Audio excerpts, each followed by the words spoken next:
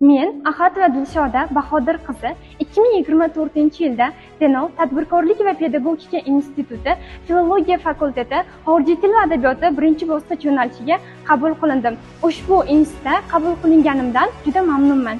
Men ushbu institutga qabul qilinganimdan keyin juda ko'p natijalarga erishdim. Xususan, institutimizda tashkillashtirilayotgan har bir insholar tanlovida Mahmudxo'ja Behbudiy, jadidona qarashlar va boshqa tanlovlarda insholar tanlovida birinchi va ikkinchi o'rinlarni egallab kelmoqdaman. Bundan tashqari, yaqindagina Yosh jadidlar va ilmiy tadqiqotlar markazi tomonidan tashkillashtirilgan alohida bir konferensiyada o'zim mentorlik harakati bilan shug'ullanib kelmoqdaman va Yosh jadidlar va ilmiy tadqiqotlar markazidan guvohnomaga ham egaman. Bundan tashqari, institutda faqatgina madaniy ma'rifiy tadbirlar bilan emas, balkim sport sohasiga oid tadbirlarda ham faol qatnashib kelmoqdaman.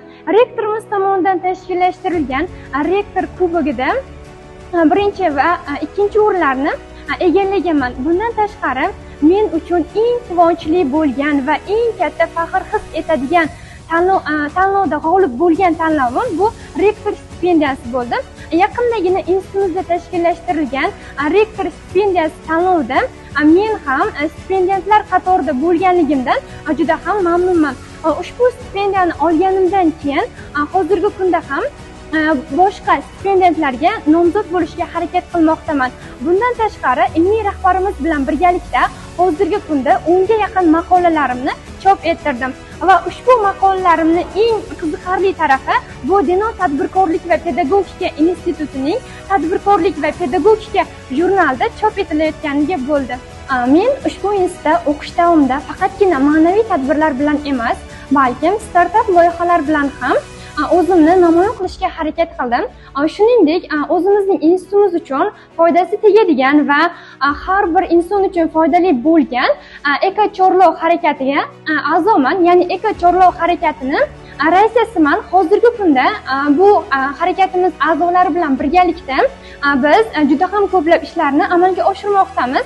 Xususan, bu ishlar faqatgina insonlarning o'zi uchun emas, balkim hozirgi kunda butun dunyo uchun eng global bo'lgan muammolarni olib chiqishga va ularga yechim topishga qaratilgan loyihalardan biri hisoblanadi. Men institutda o'qish davomida juda ham ko'p tajribalarga ega bo'ldim. Xususan, bizning institutimizda o'qituvchilarimiz, ilmiy rahbarlarim hamda o'zimizning tutorimiz bilan birgalikda mana shunday loyihalarga yordam berayotganligidan hamda bu loyihalarni ro'yobga chiqarishimda qo'llab-quvvatlayotganligi uchun barcha institutimiz rahbariyatiga o'z minnatdorchiligimni bildiraman. Bizning institutimizda faqatgina madaniy ma'rifiy tadbirlar emas, shu bilan birgalikda sport tadbirlari ham o'tkaziladi.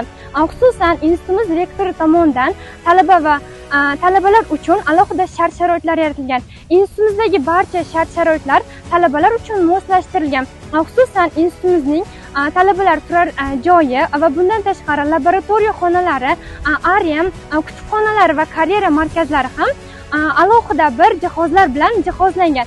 Xususan, men Denov tadbirkorlik va pedagogika institutida o'qiyotganimdan faxrlanaman. Men Denov tadbirkorlik va pedagogika institutini tanlaganimdan hech qachon afsuslanmayman. Sizcha qaysi institutni tanladingiz?